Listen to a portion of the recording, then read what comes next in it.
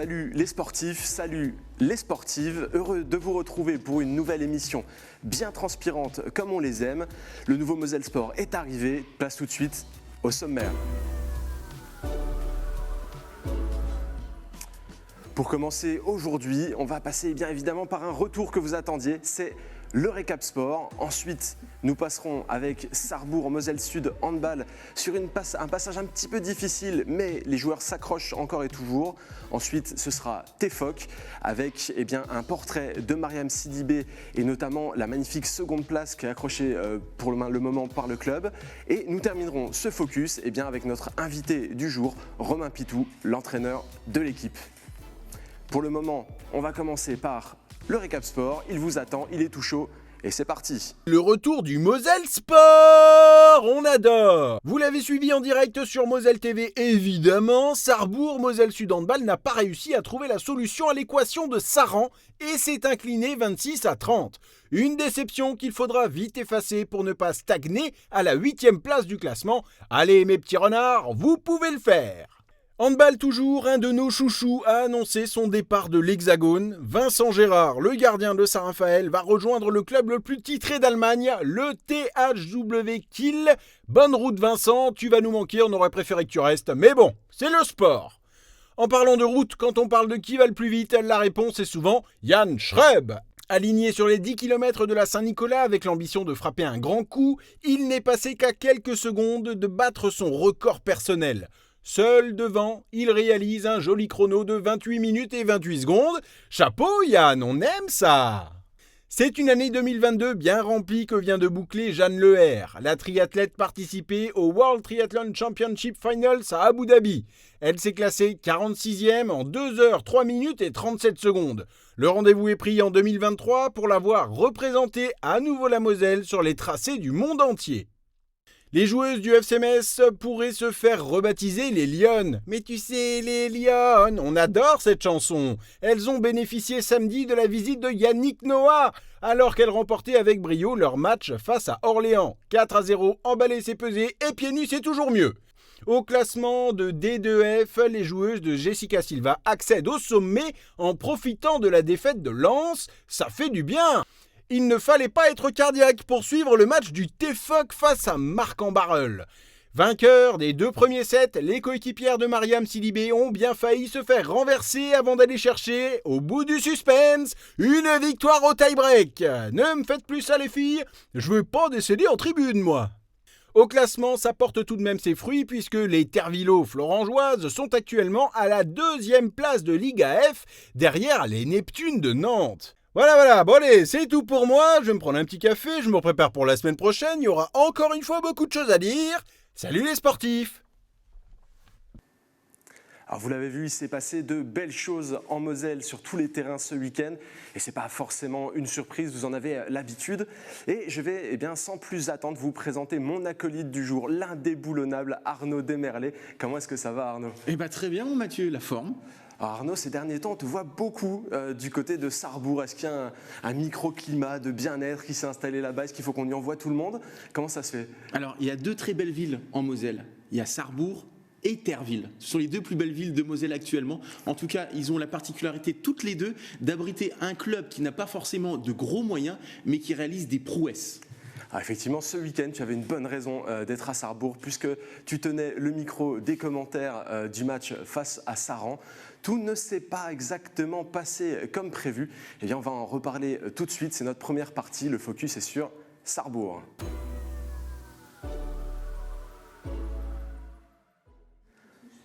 Alors Arnaud, tout ne s'est pas passé comme prévu, je le disais, pour Sarrebourg face à Saran. Il y avait vraiment l'envie d'aller faire un nouveau braquage face à une équipe a priori mieux calibrée au niveau de ce championnat. Mais les Yellow Fox ont eu un petit peu de mal à trouver la clé face à cette équipe. Alors c'est vrai que l'équipe sarrebourgeoise est un petit peu moins bien, c'est le coup de mou que l'on pouvait craindre. Alors il n'y avait pas de sur-régime auparavant puisque les victoires étaient méritées, mais forcément une équipe qui est habituée à jouer au maintien et qui joue les premiers rôles, à un moment donné, ça peut coincer. Je pense qu'on est dans cette période-là, avec une équipe sarrebourgeoise qui a perdu à Caen une semaine auparavant. La dernière fois que l'équipe sarrebourgeoise avait joué en Normandie, c'était à Cherbourg. Ils avaient superbement rebondi, on s'en souvient, contre Ponto-Combo. Là, clairement, ils n'ont pas existé. Ça a été un match sans contre l'équipe de Saran. L'équipe de Saran qui est 4e au classement et qui surtout, comme Nancy, une équipe qui descend de Star League. Donc c'est pas n'importe qui.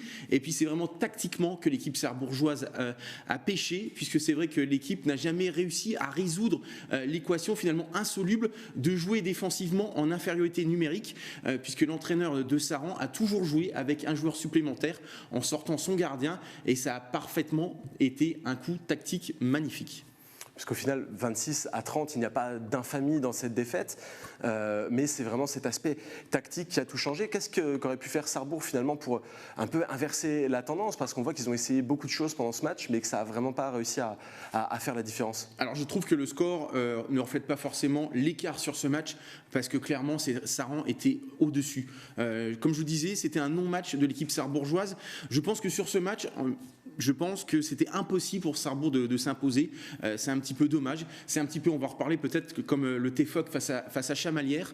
Il y a des matchs où finalement, il n'y a rien qui marche. Il y a aussi des défaillances individuelles. Je pense à Geoffroy Carabas, on va en reparler avec lui dans quelques minutes.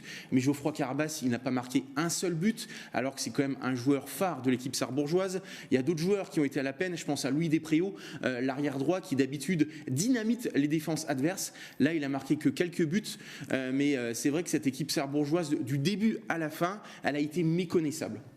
Et d'une manière générale, au-delà de cette rencontre particulièrement, l'équipe, elle souffle un petit peu le chaud et le froid. Il y a vraiment deux visages à cette équipe de Sarrebourg. Comment est-ce qu'on peut expliquer ça, vraiment, entre les matchs à domicile, où ils sont allés un petit peu faire tomber des géants, et puis des matchs à l'extérieur, où tout semble être beaucoup plus compliqué? Je pense tout simplement que c'est surtout l'appui du public. C'est vrai que l'espace Pierre de Coubertin, c'est une cocotte minute.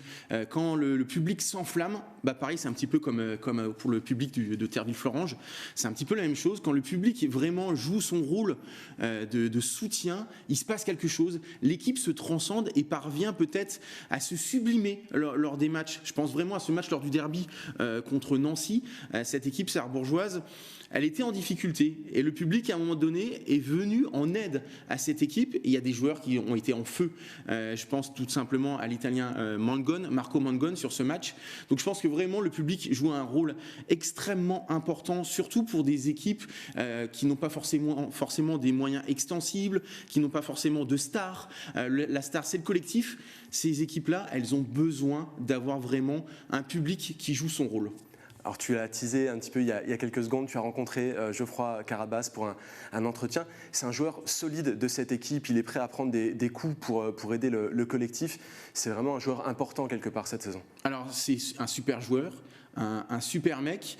Alors, il n'a pas été effectivement à son avantage lors du dernier match, mais c'est un joueur qui vient de Créteil en Star League. Il essaye de se relancer du côté, il va en parler d'ailleurs, du côté de Sarrebourg. C'est vrai que quand on dit Créteil-Sarrebourg, c'est un petit peu le grand écart au niveau de la ville. Il s'est parfaitement acclimaté à la ville, à ce club, et c'est vraiment le symbole d'un club qui recrute parfaitement bien. Et je disais que c'est un mec vraiment bien parce qu'il a la tête sur les épaules, et en plus, c'est le chouchou de notre ingénieur du son, Lola Wagner. Donc vraiment, il a tout pour lui. Alors, on va arrêter tout de suite le teasing. Je vous propose de regarder cet entretien avec Geoffroy Carabas. On y va tout de suite. Salut Geoffroy. Bonjour Arnaud. Toi qui étais déjà là l'an dernier, comment t'expliques en tout cas ce changement de niveau, puisque l'an dernier vous étiez quand même longtemps pour le maintien. Le maintien n'est pas fait évidemment, mais 12 points en 10 journées, il se passe quelque chose. Est-ce que c'est un supplément d'âme? Est-ce que c'est le recrutement? L'arrivée d'Arnaud Calbry? Est-ce que c'est tout ça finalement? Alors moi je pense que vraiment c'est tout ça. Je pense qu'on a une équipe plus complète. On a des joueurs qui étaient déjà là, qui ont forcément progressé parce qu'ils ont un an de plus. Dans une équipe jeune, un an, c'est pas rien. Personnellement, moi j'ai un an de plus. Pado, il a un an de plus. Samy, on a tous un an de plus. Et forcément, quand on a entre 20 et 30 ans, on voit, entre 20 et 27 ans, on voit tout de suite la différence. Ensuite, le recrutement, oui. L'arrivée de Louis Despréaux au poste d'arrière droit, elle nous fait beaucoup de bien. Marco, il a endossé le rôle qu'il devait avoir de la meilleure des manières. Et même que ce soit Félix, Jordan, non, tout le monde les gardiens, tout le monde est arrivé dans de bonnes conditions et forcément, plus l'arrivée d'Arnaud Calbry, évidemment, qui est différente, qui nous a apporté des choses différentes. Il a un point de vue différent du handball, son expérience, évidemment. Et aujourd'hui, il a mis tout le monde dans le bon wagon et j'ai l'impression que tout le monde est monté dans le train. Maintenant, on n'a toujours pas réussi à bien monter dans le train à l'extérieur. C'est souvent une expression galvaudée, on dit qu'un groupe vit bien pour expliquer que les résultats sont là, mais à Sarrebourg, on a l'impression que cette expression vraiment prend tout son sens. Le groupe vit bien en dehors et ça se ressent sur le terrain. Oui, le groupe vit bien. Franchement, quand on vit des matchs comme Ponto, comme Nancy, forcément, ça donne envie de bien vivre. Hein. On est tous dans le même sens, on a tous envie de gagner, on gagne plus de matchs que l'année dernière, donc forcément, un groupe, il vit bien avec ses victoires. Donc forcément, c'est plus facile quand on gagne. Je sais pas, oui, tout le monde s'entend bien, c'est sûr, mais les résultats, ça joue. Tu as parlé de Marco, de Louis Despréaux, un peu de tout le monde. Mais toi, à titre personnel, comment tu juges ton début de saison? Tu es à 40 buts, 78% de réussite. Ton meilleur match, en tout cas en termes d'efficacité, c'était contre Villeurbanne, avec 9 réalisations. Je suis content de mon début de saison. Mais après, moi, je veux toujours mieux faire. Donc, je sors d'un match, je vais penser au shoot que j'ai raté. Donc, 78%, c'est pas encore assez. Donc, non, je suis content parce que ouais, j'ai beaucoup de ballons, je provoque pas mal de pénaux aussi. Donc, non, c'est sûr que j'ai un impact, en tout cas offensif, je pense, important. On a vécu aussi des bons matchs défensivement, Ponto, Nancy, avec Pado, où on a vraiment été ensemble et tout, c'était vraiment bien. Non, je suis content, mais je peux encore mieux faire, je pense. Justement, tu as l'air d'être hyper perfectionniste. Est-ce que tu revois les matchs? Est-ce que tu regardes à la vidéo vraiment toutes tes actions pour encore plus progresser? Bien sûr, je regarde tous les matchs. Je regarde tous les matchs. Il y en a qui sont plus durs à regarder. Il y en a, c'est un peu un plaisir, mais on va quand même regarder ce qui ne va pas. Mais oui, je regarde tous les matchs, bien sûr. Et justement, dans quel domaine tu dois encore progresser? Est-ce que c'est défensivement? Est-ce que c'est devant le but? Défensivement, on doit toujours progresser. Je pense que oui, je dois progresser encore. Je dois encore enchaîner plus vite. Je dois être encore meilleur. Là, par exemple, il m'a manqué quelques centimètres à Cherbourg sur des neutralisations qui ne me manquaient pas la semaine d'avant.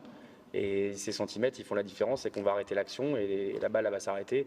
Et parfois, il me manque ce pas et que ça devrait devenir un automatisme. Ça devrait être à chaque match, tous les jours, à l'entraînement, et à tous les matchs. Après, devant le but, oui, on peut toujours mieux faire. Honnêtement, bon, c'est pas mauvais mes statistiques, mais je suis sûr que je peux mieux faire parce qu'il y a des shoots parfois que je ne dois pas louper.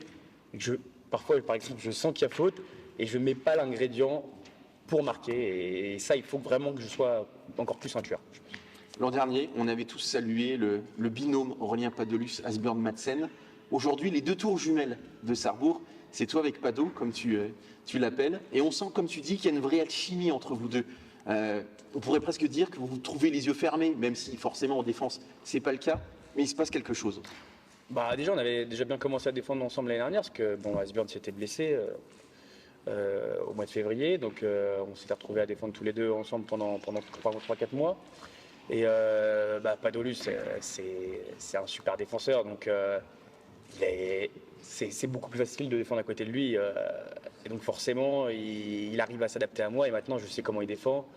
Je sais qu'il faut lui faire confiance, il gagnera ses duels et donc forcément, quand on a confiance comme ça au partenaire qui est à côté de soi, c'est plus facile de défendre. À titre personnel, tu es passé de Créteil à Sarrebourg. Je présume que ça t'a changé quand même, rien qu'au niveau de la ville. Mais je présume aussi que tu ne regrettes absolument pas ton choix. Non, je ne regrette pas mon choix. Non, franchement, j'ai vécu une super année l'année dernière quand même. Hein. Franchement, moi j'ai adoré mon année dernière. Et puis cette année, c'est un très bon début de saison. Malheureusement, je n'oublie pas les 3 défaites qui me font mal encore. Frontignan, Caen et Cherbourg. Mais c'est une super saison aussi. Et ça reste un tremplin pour jouer au-dessus, pour la Star League. Tu y penses dans un coin de la tête? Je te vois sourire. J'y pense, forcément, j'y pense. Je suis un compétiteur, j'ai envie de jouer au plus haut niveau possible. Aujourd'hui, je suis bien ici. Je ne sais pas encore combien de temps je resterai ici. Mais évidemment que j'espère un jour retrouver l'étage supérieur. Qu'est-ce qui te manque justement, puisque tu sais quand même la valeur que tu as, tu connais ton potentiel. Qu'est-ce qui te manque aujourd'hui pour passer ce petit cap et peut-être intéresser encore plus de clubs de Star League?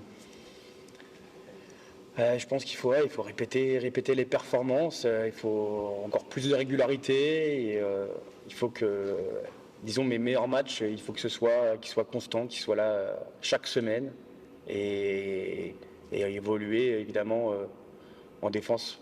Ce petit pas là qu'on avait contre Ponto, il faut l'avoir toutes les semaines, tout le temps cette énergie qui fait qu'elle nous permet de progresser. Merci beaucoup Geoffroy. Je vous en prie. Alors on l'a compris, du côté de Sarrebourg, il y a un vrai côté feel good et on a vraiment envie de voir jusqu'où vont pouvoir aller les Yellow Fox cette saison. Ils sont plutôt bien partis au niveau de leurs objectifs, mais on a toujours envie d'aller un petit peu plus loin. Mais il est déjà l'heure de clore cette partie sur le Sarrebourg Moselle Sud Handball et de passer à tout à fait autre chose. Pour les Yellow Fox, le prochain rendez-vous sera face à Bordeaux avant d'affronter Strasbourg, la Lanterne Rouge, dans un derby qui va être particulièrement intéressant. Tout de suite, place au TFOC et la chaleur du 111 de Terville. On se retrouve là-bas. Suivez toute l'actualité du TFOC avec Terville Lavage Auto. Alors les joueuses du Terville Florange Olympique Club ne chôment pas cette saison. Elles sont actuellement sur une très belle série de victoires. On retiendra de toute façon que les réussites cette saison, puisqu'il n'y a que 2 petits écarts qui ont été commis. Mais c'est vraiment une saison assez incroyable une nouvelle fois. On pensait qu'elles avaient réussi quelque chose d'important la saison dernière et elles continuent. Et elles peuvent compter pour ça sur une joueuse importante qui est Mariam Sidibé, la capitaine exemplaire. Et je vous propose, sans plus attendre, de nous consacrer à un portrait qui a été concocté par l'ami Baptiste Deveau. Bon service de Mariam Sidibé qui met à mal la réception de Nantes. Et le bloc de Mariam Sidibé. On peut dire un grand merci à Mariam Sidibé pour tout ce qu'elle apporte jusqu'à présent au club.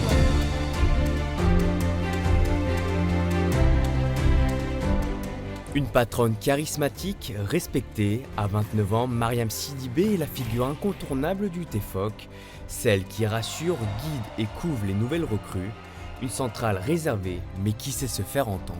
Mariam, c'est une capitaine discrète qui parle peu, donc déjà quand elle parle directement, tout le monde l'écoute. She's our captain, so she has a lot of say and a lot of influence on the team and how we perform and what we do in practice and things. Au club depuis 11 ans, son influence ne cesse de grandir. Elle est la capitaine de cette équipe, le relais de Romain Pitou sur le terrain et surtout la meilleure centrale du championnat depuis 2 ans. Mariam Sidibé, cet enfant d'Argenteuil, passé par Levallois ou Saint-Raphaël, mesure le chemin parcouru. Je suis peut-être un petit peu moins bien physiquement, mais j'ai acquéri tellement de jeux en fait que maintenant il y a des choses que je vois et que je voyais pas avant et du coup c'est plus simple. Maintenant je suis un petit peu plus réfléchie, j'essaie d'analyser tout ça, tu vois. Une évolution remarquée également par Romain Pitou. Elle a fait son choix de carrière et c'est une très belle carrière de rester un nombre d'années comme ça. On l'a vu dans le foot avec Paolo Maldini. C'est des carrières pour moi qui sont beaucoup plus respectables que celles qui font un club tous les ans. Son aura et son parcours inspirent le respect. Avec le TFOC, elle a connu les heures difficiles en Ligue B, les saisons à faire l'ascenseur entre les 2 divisions. Mais maintenant que Terville Florange est devenu un club qui compte dans l'élite, Mariam Sidibé savoure et récolte le fruit de son investissement, malgré les sollicitations extérieures. On en a tellement chié que maintenant que c'est cool de jouer, de gagner des matchs, d'être respecté, et j'ai envie de continuer ça avec eux. Pour conserver cette niaque, Mariam Sidibé a besoin de se retrouver seule. C'est chez elle, loin de l'ambiance si enivrante mais dévorante de la salle 111, qu'elle se ressource. Son exutoire, c'est sa cuisine, là où elle concocte des pâtisseries. Ouais, j'aime bien faire des gâteaux. C'est un des trucs que j'aime le plus faire en dehors du volley. Un côté casanier qui lui convient bien, à tel point qu'elle refuse d'évoluer en équipe de France, malgré une pige en 2016 et surtout à 18 mois des Jeux Olympiques de Paris 2024. J'ai vraiment besoin de ma coupure, mentalement et physiquement. J'ai besoin d'aller voir ma famille, j'ai besoin de me poser, être tranquille sur mon canapé, à rien faire, mais j'ai besoin de couper. Du coup, j'y suis allée, j'ai vu, j'ai vécu l'expérience que j'avais à vivre, mais ça s'arrête là pour moi. Encore à la recherche de repères et d'automatismes avec ses nouvelles coéquipières, Mariam Sidibé, le visage du TFOC depuis une décennie, veut continuer d'apporter sa patte discrète à son équipe, sa famille. Alors vous l'aurez compris, c'est une véritable joueuse d'expérience. Arnaud, c'est important d'avoir un pilier comme ça dans une équipe, quelqu'un de particulièrement solide, un ancrage quelque part. Ouais, je tiens à préciser en tout cas que le portrait de Mariam Sidibé est vraiment émouvant et touchant. C'est un beau portrait de Baptiste Deveau. Et effectivement, c'est important, je pense que Romain ne va pas me contredire, d'avoir une joueuse sur laquelle il peut s'appuyer. Je pense que vous connaissez par cœur depuis le temps. Et c'est vrai que des fois, il ne suffit pas beaucoup de choses pour se faire comprendre. Et je pense que c'est le cas de Mariam. On l'entend de la part de Simon Garel. C'est une capitaine, pas forcément par la voix, mais par l'exemplarité sur le terrain. Elle fait toujours presque le bon choix. Et donc, forcément, Mariam Sidibé, c'est la joueuse plus du TFOC. Alors effectivement, vous l'avez peut-être remarqué, Romain Pitou a fait son entrée sur le plateau. C'est un invité prestigieux pour nous, puisque quand on parle du TFOC, eh bien avoir un entraîneur sur place, c'est toujours une meilleure chose. Comment est-ce que ça va, Romain ? Ça va bien, merci. Alors pour l'instant, c'est une magnifique saison qui se profile pour le TFOC, beaucoup de réussite. Et voilà, peut-être un mot sur cette joueuse Mariam Sidibé, ce qu'elle peut apporter au quotidien. Oh là là, Mariam, c'est la joueuse dont tous les coachs aimeraient avoir dans son groupe. Comme a dit Arnaud, on avait la chance d'avoir 2 piliers avec Paulina et Mariam. On n'en a plus qu'un, mais c'est sûr que c'est une joueuse qu'on connaît nous par cœur avec Simon Garel. On sait que pendant la prépa, elle saute une tranche de jambon et puis dès que les matchs de championnat arrivent, là, elle décolle. Donc c'est génial de travailler avec la confiance. C'est ce qu'on a besoin dans le sport de haut niveau. Et travailler avec Mariam, c'est avoir confiance en elle, mais c'est avoir aussi confiance comme ce week-end contre Marc-en-Barreuil. Elle a pris la balle au service à 24-22, je crois, pour Marc, et elle nous a amené jusqu'à la fin. Donc c'est génial pour les coachs d'avoir des joueuses comme ça. Juste un mot sur ce qu'elle a dit, parce que je trouve que c'est important sur l'équipe de France. Je comprends sa décision et je ne remettrai jamais en question, mais je trouve que c'est un peu du gâchis, déjà pour elle et pour l'équipe de France, parce que je pense qu'elle peut avoir sa place d'une façon ou d'une autre. Les Jeux Olympiques à domicile, c'est la chance d'une vie. Donc peut-être qu'elle y réfléchisse, même si j'ai l'impression qu'elle a fait son choix. Alors moi, pour ma part, je vais revenir vers le collectif et vous donner un tout petit peu plus de contexte sur cette saison avec tout simplement le classement où on observe bien sûr que le TFOC est à la 2e place, juste derrière Nantes. Et il faudra faire attention cette semaine puisqu'il y a un piège possible avec un déplacement au Canet, champion la saison dernière. Romain, comment est-ce qu'on se prépare à ce genre de match ? Parce que le Canet, c'est une équipe qui est un tout petit peu moins bien cette saison que ses standards habituels, mais qui peut toujours se montrer dangereuse. Nous, on n'a rien à perdre au Canet. C'est elles les championnes. Elles ont aussi gagné la Coupe de France. Donc, nous, on n'a vraiment rien à perdre. C'est vrai que là, c'est un nouveau coach qui est arrivé. Avant, Micheli, c'était un coach qui démarrait pas très bien les saisons. Mais son équipe, en fin de saison, elle était injouable. Et on a souvent réussi à prendre un point, par exemple, au match aller et à ne pas exister au match retour. Donc j'espère qu'on sera dans le même cas et revenir avec quelque chose du Canet. Mais après, bien sûr, c'est eux qui restent les favoris, même si on est devant au classement. Même si elles ont perdu leurs 2 derniers matchs contre Nantes et Vendeuve, ça reste les favoris. Ils ont 3 ou 4 filles qui sont championnes du monde de moins de 21 ans. Ils ont des filles qui sont restées, qui sont championnes de France. Donc c'est un plus gros budget que nous, c'est meilleur que nous. Mais tu te dis qu'il y a forcément un petit coup à jouer. Quand tu vois Nancy gagner là-bas, Nantes qui s'impose aussi, tu te dis que forcément le TFOC sur la dynamique actuelle peut-être ramener 1, 2 ou 3 points. De toute façon, c'est là où on a réussi à changer la mentalité du club. C'était qu'avant, on voyait petit et on essayait juste de jouer le maintien et il y a des fois où on n'y arrivait pas. Et donc maintenant, on essaye de jouer haut et puis si on rate, on n'arrivera peut-être que en play-off. Ou on va peut-être juste rater les playoffs, mais en tout cas, on essaye de ne plus parler maintien. Et donc, forcément, on va vendre notre peau la plus chère possible au Canet. Alors, Romain, il y a une nouveauté également cette saison, quelque chose qui est assez inhabituel du côté du 111, c'est la Coupe d'Europe qui va se disputer cette année. Qu'est-ce que ça change quelque part dans ton organisation à toi ?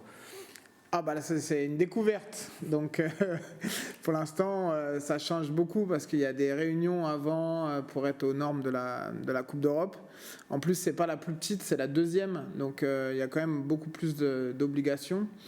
La chance qu'on a eue avec un championnat assez dense, comme on a eu au début de saison, là, c'est que l'enchaînement des matchs, on a déjà eu un avant-goût parce qu'on va faire 5 matchs en 2 semaines et demie. Donc entre les déplacements et tout le reste, là les corps ont été habitués. Donc ça va être bien. Après l'excitation du match, ça pour l'instant je peux pas en parler. Je pense que ça va être sur le coup que je vais réaliser un petit peu comme j'ai réalisé qu'on était en Coupe d'Europe quand on a fait le tirage en fait. Parce que, comme a dit Arnaud tout à l'heure, ça n'a pas été le travail d'une seule saison l'année dernière, parce qu'on avait gardé 6 filles sur les 10, on avait gardé le staff, donc c'était vraiment un projet sur 2 saisons qu'on a réussi à mener au bout, mais voilà, je pense que je vais réaliser quand on sera en République tchèque. Est-ce que tu as peur que finalement avec l'enchaînement des matchs, tu dis 5 matchs en 2 semaines et demie, que les filles arrivent peut-être un peu fatiguées, émoussées sur cette période, et notamment le 21 décembre sur le match retour contre Olomouc?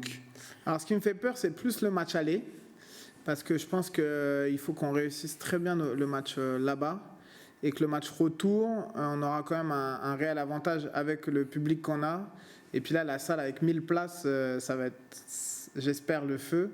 Et donc c'est plus le match aller là-bas qui me fait peur, qui est un match très important, entre 2 matchs importants, parce qu'on va jouer Saint-Raphaël chez nous, on va se déplacer à Olomouc, et après on ira à Mulhouse. Et donc Mulhouse, c'est un match qu'on ne va pas préparer, parce qu'on va rentrer le jeudi soir et on va repartir le vendredi à Mulhouse.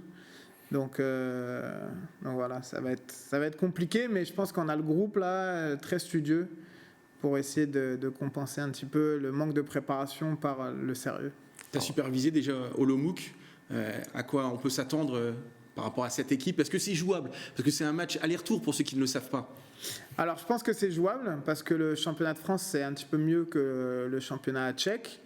On est 2e pour le moment, donc forcément j'ai envie de dire que c'est jouable. Après c'est toujours pareil, c'est un match de coupe, il faut voir si les filles en face elles n'ont pas envie de se revendre dans un meilleur championnat, le nôtre, laisser une bonne image d'elles dans un beau gymnase et revendre leurs vidéos plus tard, que ce soit en France ou dans d'autres championnats. Donc c'est ce qui me fait un petit peu peur, c'est cette motivation, que ça soit dans les 2 sens, quoi. Ça peut être super, ça va les pousser, les joueuses, ou ça peut être l'inverse, et elles peuvent passer à côté de leur match. Arnaud, le TFOC a une très mauvaise habitude, c'est de nous surprendre sans arrêt, d'aller toujours chercher plus. Donc maintenant, quelque part, on s'y attend un petit peu, mais qu'est-ce que tu vois dans l'avenir de cette équipe en Europe? Qu'est-ce qu'elles peuvent réaliser dès cette saison? Alors sur la scène européenne, je pense que Romain a tout dit. Effectivement, déjà passer ce premier match, ce premier tour contre Olomouc, déjà c'est historique. C'est la première fois que le TFOC joue une Coupe d'Europe. Donc on s'attend déjà à prendre du plaisir, évidemment. Et après, je pense que sur la dynamique de cette saison, il ne faut rien s'interdire finalement. Passer peut-être le premier tour, et puis après on verra bien ce qui se passe. Mais je pense que Romain aujourd'hui a des certitudes avec certaines joueuses. Et puis on l'a vu l'an passé, même si ce n'est pas le même groupe, cette équipe-là, ce groupe-là sait répondre présent lors des matchs un petit peu couperés. Kendall White, elle adore. Mariam Sidibé, pareil, elle sait se sublimer. Donc je ne me fais pas de soucis pour le TFOC, même si ça sera un gros match effectivement à Olomouc. Alors à domicile, il y aura aussi un facteur à prendre en compte, c'est le public qui est de plus en plus présent, bruyant et chaud au 111. C'est une chance aussi, Romain, que d'avoir un public qui répond aussi présent autour de l'équipe. Alors je pense que là c'est vraiment notre avantage de jouer à domicile. On a donc le groupe de supporters qui s'est créé cette année, qui est officiel, la génération TFOC, et qui pousse vraiment énormément les joueuses. Et c'est quelque chose qui est très très rare en France. On a Nantes qui nous copie un petit peu, parce que l'année dernière, il y a une vingtaine de générations TFOC qui est venue climatiser la salle de Nantes. Donc là, ils essayent de copier un petit peu. Mais voilà, on restera les premiers à avoir un vrai groupe de supporters qui pousse autant, qui suit autant. Et c'est sûr que c'est un avantage qui est énorme pour nous à domicile. L'objectif finalement de cette saison, peut-être pour terminer, c'est quoi? C'est finalement passer ce tour de Coupe d'Europe et rejouer les playoffs, où je te connais un petit peu, peut-être être un petit peu plus ambitieux.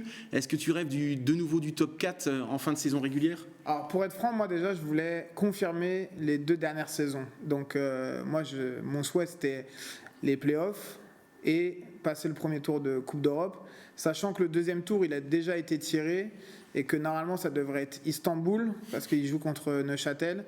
Et là, pour être très très franc, si on passe, il faut vraiment que je joue au loto, parce que c'est du gros. C'est du très très gros.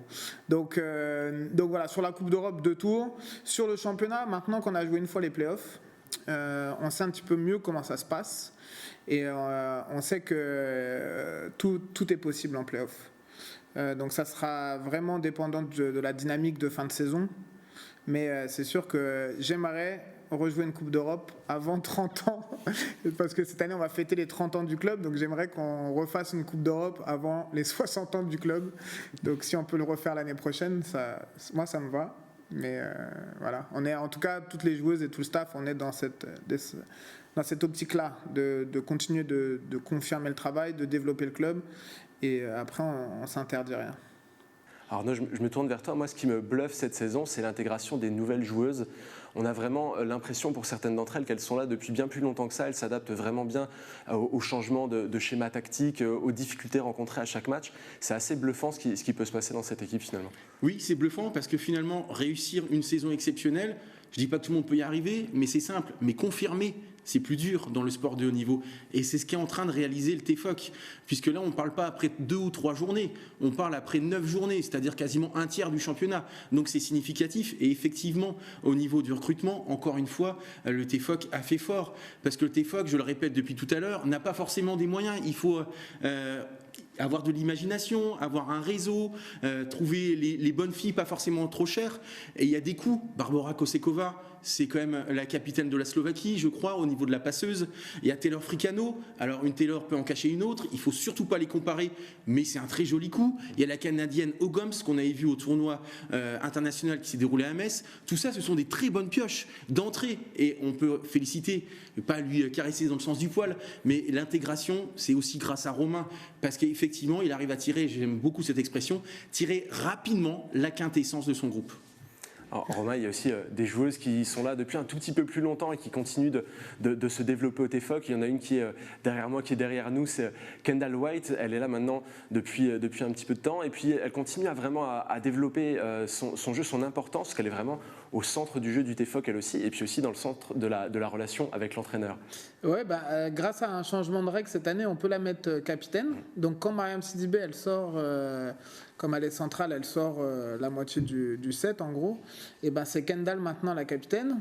Et c'est bien, c'est un peu le yin et le yang, c'est le feu et le calme de Mariam. Donc voilà. Après, oui, on a une relation un petit peu privilégiée parce que on est 2 forts tempéraments. On se bat sur tout et donc forcément les messages passent très très bien avec Kendall. Alors, on a parlé des nouvelles joueuses, on a parlé d'une joueuse qui continue de se développer. Il y a peut-être une joueuse qui est partie, qui manque plus que les autres. Je pense à Paulina Pitou. Qu'est-ce que ça fait de ne plus la voir dans l'effectif ? Moi, elle ne me manque pas parce que je la vois tous les jours. Mais non, ça a été bizarre pour tout le monde. Pour moi, parce que... J'avais l'habitude d'avoir Paulina avec moi en déplacement, là je ne l'ai plus. Avant j'avais même mon enfant en déplacement. Mais bon voilà, ça évolue. Comme je disais tout à l'heure, c'était 2 piliers du club, avant tout parce que c'est des filles qui donnent plus que juste jouer en pro. Elles donnent toujours un coup de main sur l'amateur, sur l'organisation du club. Elles sont jamais les premières à partir. Voilà. Bon, Mariam est souvent la dernière à arriver, mais toujours à l'heure. Toujours à l'heure, Mariam. Et il y a autre chose qui est toujours à l'heure, c'est Moselle Sport, puisqu'il est déjà temps de clore cette émission. Toutes les bonnes choses ont une fin. Romain, merci d'être venu. On se retrouve très vite au 111 pour de belles victoires, on l'espère. Arnaud, merci à toi. Merci pour ta bonne forme aujourd'hui. Merci à toi. Il me reste à remercier également les équipes techniques et à vous donner à toutes et à tous rendez-vous la semaine prochaine dans Moselle Sport. D'ici là, transpirez bien et puis n'oubliez pas de regarder moselle.tv pour toutes les autres informations. À très bientôt.